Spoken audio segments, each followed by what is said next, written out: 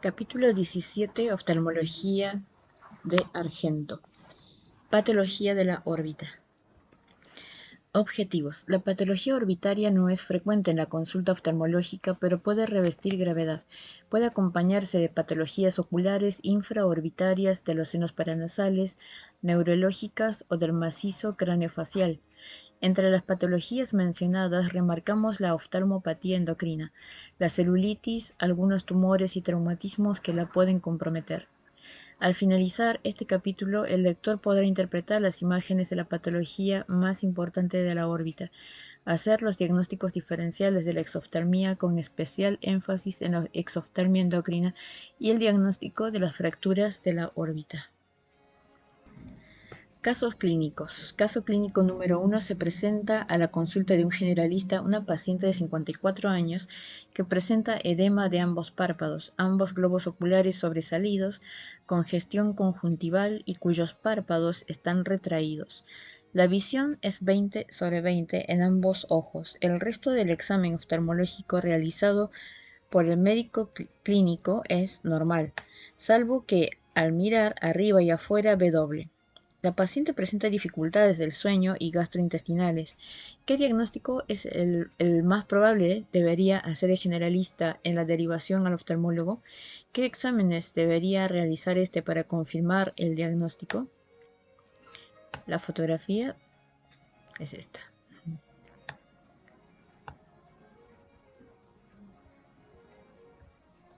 Caso clínico número 2.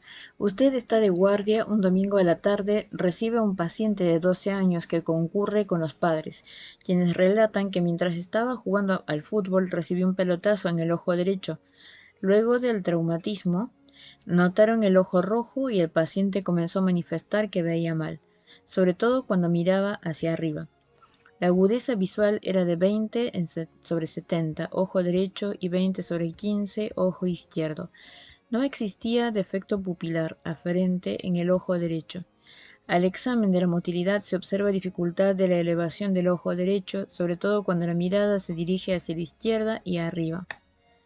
¿Cuál es el diagnóstico más probable? ¿Qué estudios le pide? ¿Debe ser operado de urgencia? De la órbita. Interrogatorio. El elemento principal de este paso es la agudeza o cronicidad que presenta la enfermedad. Se suele decir que los tumores oculares que crecen en más de un año tienen sospecha de ser benignos, así como los que tienen desarrollo de meses tienen la sospecha de tumores inflamatorios o malignos. Inspección. Proptosis. Con y sin desplazamiento lateral significa lo mismo que exoftalmia. Se puede medir con el exoftalmómetro de Hertel o con TC. Las proptosis axiales presentan el tumor retroocular en que el ojo se desplaza en su eje orbitario anteroposterior. Esquema anatómico con tumor retroocular. Si la tumoración tiene una posición paraocular, si está abajo, el globo va arriba y viceversa. Palpación. Es útil para evaluar el reborde orbitario en traumatismos anteriores, así como la palpación de tumores preoculares o paraoculares. Motilidad ocular. Es un examen importante en la semiología orbitaria, en los traumatismos porque permite evaluar el atrapamiento muscular en el caso de inflamaciones como la celulitis orbitaria y en el caso de tumores fundamentalmente cuando estos son benignos. La alteración de la motilidad es tardía, más de un año, ya que la cápsula de tumor contacta la vaina del músculo pero no la atrapa. En caso de malignidades, la limitación de la expulsión muscular es temprana, ya que el tumor no tiene cápsula e invade el tejido muscular. Examen ocular, especialmente en casos de patologías que comprometen el nervio óptico. Imágenes. Las radiografías simples son útiles para observar el marco orbitario, las líneas orbitarias, como así también la ocupación por tumores orbitarios y de los senos paranasales, pero la TC se la utiliza de rutina y la radiografía solo en casos que no se pueda pedir una TC. Tomografía computada. La tomografía computada está compuesta por 3 fases. 1. La recopilación de datos. Tarea realizada por un generador, tubo de rayos X y detectores de radiación. 2. El procesado de los datos y reconstrucción de la imagen por una computadora. Y 3. La visualización y almacenamiento de imágenes. El principio del procedimiento es la utilización de un haz de rayos X de energía constante, es decir, radiación ionizante, que al pasar a través de un tejido se atenúa, perdiendo parte de su energía. La radiación que ha atravesado un tejido tendrá un valor de atenuación. Cuanto mayor sea este, es decir, mayor absorción de radiación o mayor concentración de sustancia como hueso, menor será la cantidad de radiación recibida por los detectores y la imagen será más blanca o hiperdensa. Cuanto menor sea la atenuación o menor la absorción de radiación o menor la concentración de sustancia aire, mayor cantidad de radiación será recibida por los detectores y la imagen será más negra o hipodensa. Para la visualización de ambas órbitas, los músculos rectos interno y externo, el canal óptico y las paredes medial y lateral de manera simétrica, debe realizarse un corte siguiendo el plano neuroocular. En este plano se incluyen el cristalino, el nervio óptico y su canal. TC es un estudio complementario de gran valor que permite visualizar de modo excelente las estructuras óseas y muy bien los músculos, la grasa orbitaria y el nervio óptico. Facilita la evaluación de la localización, extensión, densidad y relación de las lesiones orbitarias con las estructuras vecinas y permite una orientación diagnóstica importante. Además, guía al cirujano en la elección del abordaje quirúrgico más apropiado. Por lo general, el tomografista realiza cortes axiales de 3 y 5 milímetros para la órbita y 1,5 milímetros para el nervio óptico, pero para poder estudiar mejor las diversas estructuras orbitarias son necesarias dos incidencias perpendiculares, axial y coronal. La TC está indicada fundamentalmente en sospecha o proptosis manifiesta, masa orbitaria palpable, disminución de agudeza visual con sospecha de causa orbitaria, alteración de la motilidad con sospecha de causa orbitaria, anomalías extravulvares en la ecografía, imágenes dudosas en la radiografía, enfermedades de los senos paranasales que pueden comprometer la órbita. En la órbita, los cortes coronales o frontales aportan en general más datos que los axiales, por lo que siempre se solicitará TC y no TAC, que significa tomografía axial computada, y el tomografista entonces realizará cortes axiales de ambas órbitas y senos paranasales en caso de sospecha o evaluación de patología en esa zona, en cortes axiales y coronales. Siempre hay que incluir en la solicitud la sospecha diagnóstica para orientar al tomografista. Si se sospecha patología vascular, malformaciones arteriovenosas, angiomas, meningiomas, habrá que agregar con o sin contraste. El empleo de contraste yodado endovenoso es especialmente importante ante la sospecha de lesiones vasculares. Resonancia nuclear magnética. Es una técnica de imagen que proporciona estudios de alta resolución para evaluar diversos aspectos de la patología orbitaria. Muestra en detalle los tejidos blandos, realizando cortes anatómicos sin emplear radiación ionizante ni efectos adversos. Las imágenes son formadas debido a la liberación de energía producida por el cambio de posición de los átomos de hidrógeno contenidos en las moléculas de agua de los tejidos, cuando estos son sometidos a la acción de un campo magnético. Las moléculas de agua contienen átomos de hidrógeno y sus núcleos poseen un número desigual de neutrones y protones, lo que genera una carga eléctrica. En condiciones normales, los protones de los núcleos de hidrógeno se orientan al azar sin una posición de preferencia. Cuando son sometidos a la acción de un campo magnético, se alinean individualmente en la dirección del campo magnético. Estos protones ya alineados pueden ser excitados por un pulso de radiofrecuencia, RF, emitido por una bobina dentro del campo magnético, modificando su posición y alejándose de él. Cuando el pulso de radiofrecuencia se detiene, los protones se relajan y vuelven a orientarse en el sentido original del campo magnético. Estos cambios de posición generan energía radiomagnética que se procesa y traduce en imágenes. El tiempo que se requiere para el realineamiento de los protones contenidos en los núcleos de hidrógeno de las moléculas de agua de los tejidos puede medirse y se denomina tiempo de relajación.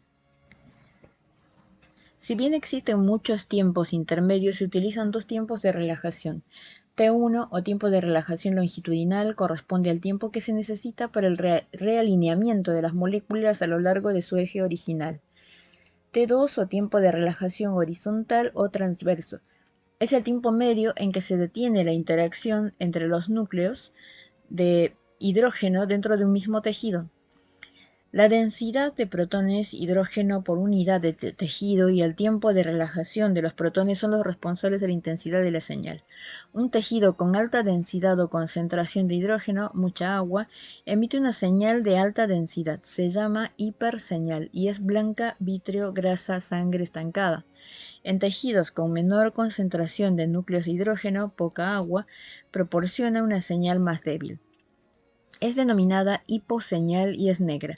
Hueso, esclera, aire de las cavidades paranasales o tejidos en movimiento, como el flujo sanguíneo, debido a que no hay suficiente tiempo para el estímulo de los núcleos de hidrógeno y recepción de la energía emitida. En T1, la grasa orbitaria tiene hiperseñal o hiperintensidad, blanca, y el vítreo, hiposeñal o hipointensidad, negro. En T2, la grasa orbitaria tiene hiposeñal o hipointensidad, negra, y el vítreo, hiperseñal o hiperintensidad, blanco. Los tiempos de relajación T1 y T2 son determinados por el tiempo de repetición, TR, de los pulsos de radiofrecuencia y por el tiempo de eco, TE, que es el lapso entre la emisión del pulso de excitación y la recepción de la señal. Las diferencias en el contenido de agua libre contribuyen al contraste entre los tejidos normales y patológicos y entre los diferentes tejidos. Los parámetros de relajación son: permitir diferenciar los tejidos blandos entre sí, a pesar de tener densidades de protones semejantes, en virtud de que son capaces de reconocer las diferencias en la unión química de las moléculas de agua, por ejemplo, sustancia gris y blanca del cerebro. Permitir reconocer cambios en la señal dentro de un mismo tejido ante la presencia de patología. Por ejemplo, placas de desmielinización en la esclerosis múltiple, lo que demuestra que la resonancia magnética nuclear puede poner en evidencia patología que no necesariamente produzca cambios morfológicos. Los medios de contraste paramagnéticos, como el gadolinio, cambian las propiedades magnéticas de los tejidos cuando se depositan en ellos. Son útiles en casos de gliomas, meningiomas, lesiones carcinomatosas e inflamatorias, ya que la señal aumenta con el uso del gadolinio. Cuando el contraste se deposita en un tejido, intensifica la señal en T1. Se lo emplea en la evaluación de lesiones neurológicas, ya que el gadolinio refuerza la patología nerviosa. Las lesiones orbitarias que se intensifican con gadolinio se ven oscurecidas por la hiperseñal de la grasa en T1. Por lo tanto, para evitar este efecto y permitir la visualización de las estructuras reforzadas por el contraste, se emplean técnicas de supresión grasa. La TC es más eficaz que la resonancia magnética nuclear en la valoración de estructuras óseas, pero la resonancia magnética nuclear la aventaja en el estudio de patologías como lesiones del ápex orbitario, canal óptico y hendidura esfenoidal, diferenciación entre lesiones del NO y lesiones periorbitarias. Evaluación de la extensión posterior en gliomas de la vía óptica, detección de focos hemorrágicos en tumores o presencia de melanina, diferenciación entre pseudotumor inflamatorio y patología maligna con similar presentación clínica, detección de flujo anómalo en estructuras vasculares, diagnóstico diferencial entre melanomas. Contraindicaciones: presencia de cuerpos extraños ferromagnéticos en la órbita y en tejidos blandos adyacentes. Contraindicación absoluta en pacientes que poseen marcapasos, implantes cocleares o clips vasculares. Los estudios complementarios de importancia a considerar en los tumores orbitarios son el ecograma, linfomas, ecografías orbitarias, especialmente en hemangiomas cavernosos o lesiones de tipo quísticas, y sobre todo la tomografía computarizada que permite la evaluación de la órbita ósea y de las características de los tumores, como la resonancia magnética nuclear que posibilita evaluar las características internas de los tumores. Contraindicación relativa en pacientes obesos, claustrofóbicos, poco colaboradores, o que posean determinados tipos de válvulas cardíacas. Desventajas: no permite ver el hueso, necesita más tiempo de escaneo para obtener las imágenes. Esto multiplica las posibilidades de que ocurran artefactos en movimiento. Ecografía. Es un estudio que no es tan útil con respecto a la localización de la lesión, pero aporta datos respecto de su contenido, ya sea quístico, mostrando baja reflectividad, o muy denso, como los linfomas, o con un ángulo kappa en 45 grados, como presenta el hemangioma cavernoso. Ver la ecografía. Oftalmopatía endocrina. La orbitopatía endocrina es un proceso autoinmune asociado con frecuencia a enfermedad tiroidea que se caracteriza por inflamación, edema y fibrosis de los músculos extraoculares en primer grado y compromiso de la grasa en segundo, que pueden provocar diversas manifestaciones clínicas. Inspección. Retracción del párpado superior, congestión y quemosis conjuntival, erosiones corneales por mal cierre palpebral, alteraciones de la motilidad ocular y diplopía, especialmente en elevación y abducción, proptosis axil por engrosamiento de los MEO, alteraciones de la AB y del CB por compresión del nervio óptico. El 80% de los pacientes con exoftalmia endocrina tiene hipertiroidismo y el 20% son eutiroideos, en algunos casos acompañados de hipotiroidismo, como en la enfermedad de Hashimoto. La orbitopatía endocrina se puede asociar también a otras patologías tiroideas como el cáncer tiroideo. El paciente podrá tener exoftalmia directa parcialmente reductible, infiltración y fibrosis de los músculos extraoculares. Esta infiltración y fibrosis se produce en los siguientes músculos por orden de frecuencia: rectos inferiores, rectos medios, rectos superiores y por último los rectos laterales. Recordar como regla mnemotécnica de abajo hacia arriba pasando por adentro. La infiltración del músculo produce una rigidez del mismo, dificultad en el estiramiento, por la que cuando el paciente mira en dirección contraria a la del músculo afectado, al no poder relajarse, restringe el movimiento en la dirección deseada. Como el músculo más afectado es el inferior, recuerden la regla mnemotécnica: los pacientes tienen a menudo visión doble al mirar hacia arriba. Cuando se afectan los rectos medios puede haber trastorno de convergencia. La infiltración del músculo también provoca el aumento de su tamaño y da uno de los signos más importantes en las imágenes que se observan tanto en la tomografía computada como en la resonancia magnética y la ecografía. Este aumento del tamaño del músculo está fundamentalmente localizado en su parte media, respetando el tendón. Esto es sumamente importante, pues diferencia el agrandamiento muscular de otros producidos por otras patologías, como por ejemplo el pseudotumor inflamatorio en el que no está respetado el tendón. Otro de los músculos involucrados es el elevador del párpado superior, que también está retraído y produce otro signo muy importante: la retracción del párpado superior en la etapa aguda, por hiperestimulación del músculo.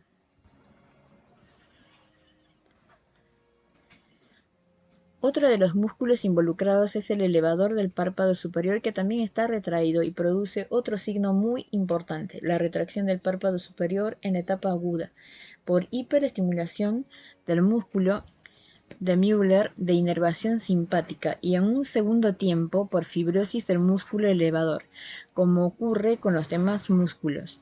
Debido a la retracción del complejo elevador, el párpado superior no baja al mirar hacia abajo. Se observa resistencia al traccionar el párpado superior. Cuando la infiltración muscular es muy importante, se puede producir una compresión del nervio óptico que da lugar a una neuritis por compresión, por lo que es importante en el seguimiento de estos pacientes evaluar las funciones visuales para detectarla tempranamente: agudeza visual, campimetría, visión de los colores, etc. Cuando la exoftalmia es grande, puede provocar lesiones por exposición en la córnea. En algunas circunstancias, el aumento de la exoftalmia puede ser brusco, exoftalmia maligna, y requerir tratamiento urgente. Diagnóstico. Hay que realizar dosaje de laboratorio: tiroxina T4, etriyodo, tironina T3 y actualmente el ensayo inmunoradiométrico TSH-IRMA para evaluar la función tiroidea. Para descartar la etiología autoinmune se deberán dosar anticuerpos antitiroglobulina y antimicrosomales. Etiopatogenia, síntomas y signos. Hay algunos indicios referentes a que en esta enfermedad podría haber una normalidad genética, como por ejemplo la existencia de antígenos HLA-B8 y HLA-DR3 en pacientes con enfermedad de Graves y de HLA-DR5 en pacientes con tiroiditis de Hashimoto. El mecanismo del desarrollo de la orbitopatía es autoinmune, aunque el proceso íntimo aún no está claro. El problema primario parece ser la formación de un antígeno, situado en las células foliculares, más específicamente en los receptores de tirotrofina, que estimula la producción de anticuerpos contra los receptores de tirotrofina, TRAB. También existen otras evidencias que muestran una deficiencia en los linfocitos T que, siendo deficientes, permiten la producción de anticuerpos que normalmente son inhibidos. Estos anticuerpos activan los linfocitos T y B que a través de las citoquinas causan la activación y proliferación de fibroblastos que provocan fibrosis y aumento de los glicosaminoglicanos, que producen aumento de la presión osmótica y la acumulación de líquidos que contribuyen junto con la infiltración al desarrollo de la exoftalmia. Tratamiento. El médico clínico y el endocrinólogo deberán prescribir tratamiento si el paciente lo requiere por sus problemas oculares o endocrinos. En los primeros estadios de la enfermedad se prescribirán lubricantes y lentes protectores y tarsorrafia en caso de exposiciones corneales severas. En caso de que exista un cuadro rápidamente progresivo, orbitopatía congestiva aguda, las opciones de tratamiento son tratamiento con corticoides, 1 miligramo por kilo día de prednisolona oral o pulsoterapia. Metilprednisolona 1 gramo por día endovenoso por 3 días, tratamiento con radioterapia, actúa reduciendo los linfocitos patológicos. Este tratamiento es bueno, pero tarda semanas en actuar. No es la mejor elección cuando necesitamos una respuesta rápida, como por ejemplo cuando existe compresión del nervio óptico. La eficacia real de la radioterapia no está aún confirmada. Si estos tratamientos no tienen efecto o no se pueden realizar, habrá que recurrir a la descompresión orbitaria, que es una operación en la que se abren las paredes óseas, ya sea la pared interna, la porción interna del piso, y en casos las severas, los más severos, de más de 30 milímetros en la exoftalmometría, se la puede acompañar de la resección de la pared lateral. Esto sirve para mejorar la neuritis compresiva en casos que no respondan al corticoide en un 10% y en el resto de los casos por motivos estéticos debidos a la proptosis. En el caso de que el paciente haya quedado con una diplopía residual y estable por más de 6 meses, se tratará con prismas para compensar la diplopía o se hará cirugía del estrabismo. La retracción del elevador, cuando es necesario estéticamente, se trata con una operación de desinserción del músculo de Müller en el párpado, por vía anterior o transconjuntival. Es conveniente realizar todas las cirugías con eutiroidismo, excepto en casos de neuropatías que no respondan de forma suficiente al corticoide.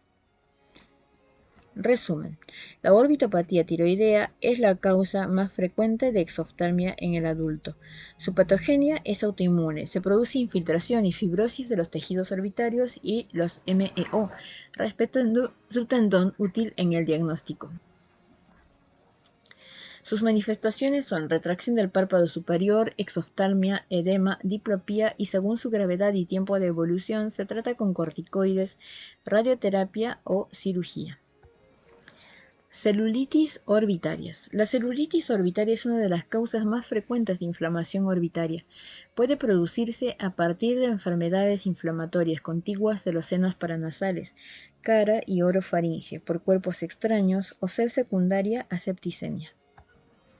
Es causada por diversos agentes patógenos, bacterias, virus, hongos, parásitos. Las causas específicas varían de acuerdo con distintas estadísticas, pero la sinusitis es siempre la causa más frecuente, sobre todo en adultos, 85%, seguida por las infecciones de origen cutáneo, 10%, y el resto de los casos, 5%. Es secundaria a infecciones lagrimales, fracturas faciales, patología odontógena, patología ocular, endoftalmitis y heridas quirúrgicas. La alta frecuencia de la celulitis de origen sinusal se debe a la contigüidad de los senos paranasales con el piso, la pared interna y el techo orbitario. Ambas estructuras tienen varios puntos de comunicación como las líneas de sutura, la fosa lagrimal, la fisura orbitaria inferior, el canal infraorbitario y la fosa pterigo-palatina, tal como ya se ha visto en un capítulo previo. Clasificación.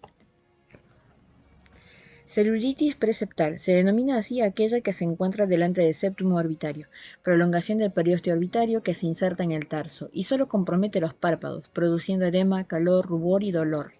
La agudeza visual y la motilidad ocular se encuentran conservadas. En general, evoluciona favorablemente con terapia antibiótica oral. Solo requieren internación aquellos pacientes con alteraciones sistémicas, sobre todo niños. Celulitis postseptal. En ella se observa edema del contenido orbitario, proptosis axial, alteración de la motilidad ocular y en algunos casos disminución de la agudeza visual y alteración de los reflejos pupilares. Absceso subperióstico. Es el acúmulo de material purulento entre los huesos orbitarios y el periósteo. El tratamiento consiste en el drenaje quirúrgico, además de la terapia antibiótica endovenosa y la hospitalización del paciente.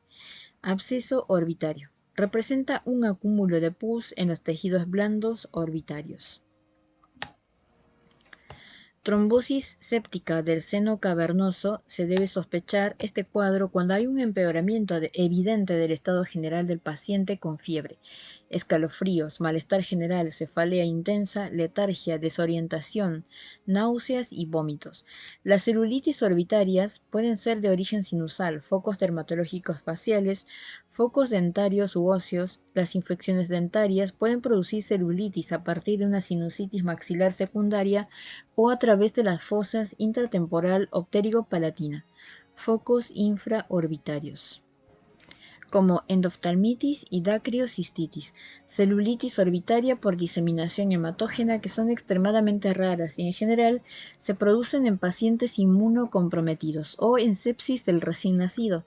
También debemos mencionar las infecciones fúngicas, muy poco frecuentes, pero cuyas secuelas, cuando ocurren, pueden ser muy graves. Se producen generalmente en pacientes inmunocomprometidos y el tratamiento consiste en el debridamiento quirúrgico junto con el tratamiento local y sistémico con antifúngicos.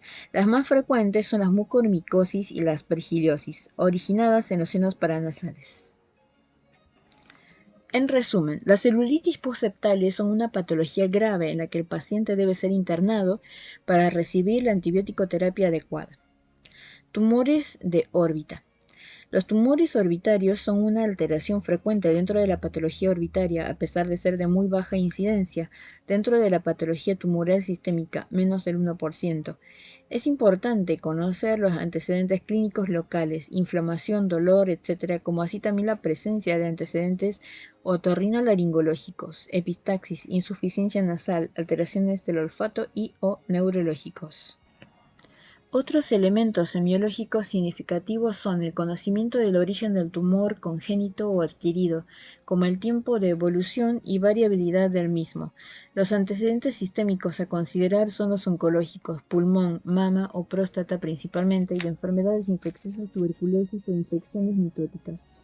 Los patrones hereditarios se han descrito para distintos tumores orbitarios, neurofibromatosis, rhabdomyosarcomas y algunas leucemias. Cuadro clínico. Proptosis. Es el signo clínico más característico de un tumor orbitario. Indica la ocupación de la cavidad orbitaria, así como el tamaño del tumor y su localización. Proptosis axial o lateral. Posición retroocular o paraocular del tumor respectivamente. Hay proptosis pulsátiles, como las observadas en fístulas carótido-cavernosas o barriales, en las que su tamaño se modifica constantemente, como en las varices o en procesos vasculares e inflamatorios. La proptosis puede ser evaluada con la exoftalmometría. La conjuntiva y la esclera deben ser muy bien inspeccionadas, pues son de interés en patologías vasculares, hipervascularización con tortuosidad como en las fístulas carótido-cavernosas o la presencia de una lesión de color salmón típica de los linfomas. Motilidad ocular. Se manifiesta como trastornos en el movimiento y por diplopía en caso de visión binocular. Los mismos se pueden deber a una causa restrictiva, si el tumor compromete la masa muscular, o neuropática si se afecta algún par craneal. Los tumores malignos tienden a alterar la motilidad más rápidamente debido a su extensión difusa. Agudeza visual. Los tumores que comprometen los nervios ópticos o sus vainas, gliomas, meningiomas, alteran la agudeza visual más rápidamente. También hay que considerar cambios de refracción como la hipermetropía, que se debe a la compresión de un tumor retroocular sobre la mácula, disminuyendo así el diámetro antero-posterior del globo ocular. Además, deben evaluarse los reflejos pupilares y el campo visual que dan un correlato clínico del compromiso tumoral del nervio óptico o de su vía. Dolor. Es un síntoma característico en inflamaciones como el pseudotumor inflamatorio y o infecciones orbitarias y de algunos otros tumores como los metastásicos y el adenocarcinoma de la glándula lagrimal. Cambios palpebrales. El edema y el eritema son típicos de procesos infecciosos y o inflamatorios y de algunos tumores como el rhabdomyosarcoma, que se puede confundir en un primer momento con una celulitis orbitaria.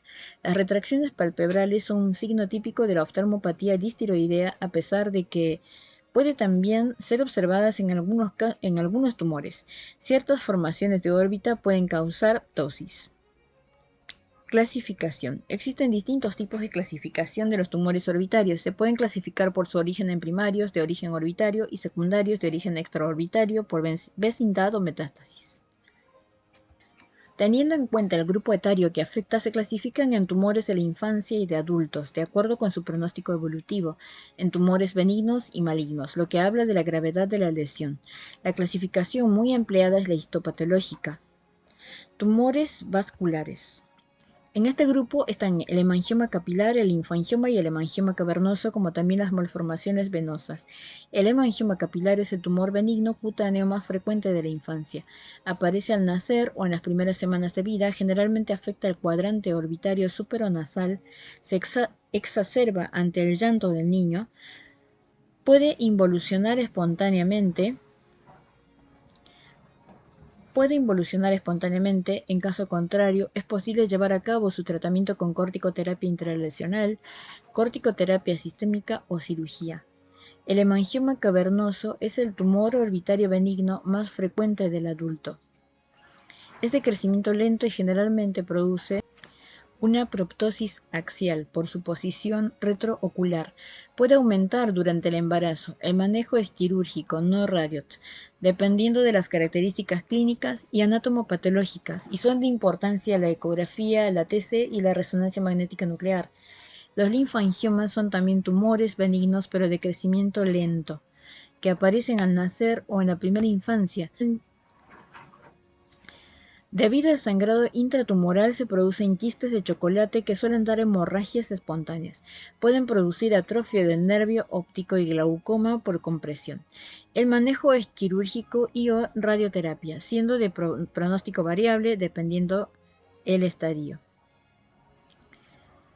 Tumores del nervio óptico y sus vainas. Son generalmente benignos. El glioma del nervio óptico procede de las células de la glía. Se observa en niños y adolescentes. El 50% de ellos se diagnostica antes de los 5 años de vida. Produce proptosis axial leve y pérdida de visión indolora. Si es bilateral, suelen asociarse al síndrome de von Recklinghausen. La invasión posterior produce compromiso encefálico, hipertensión endocraneal y su extensión anterior puede hacerlo visualizar por oftalmoscopía. Es importante la evaluación de su potencial extensión intracanalicular con TC y RMN.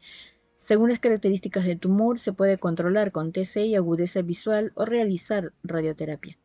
En algunos casos está indicada la resección quirúrgica y o quimioterapia.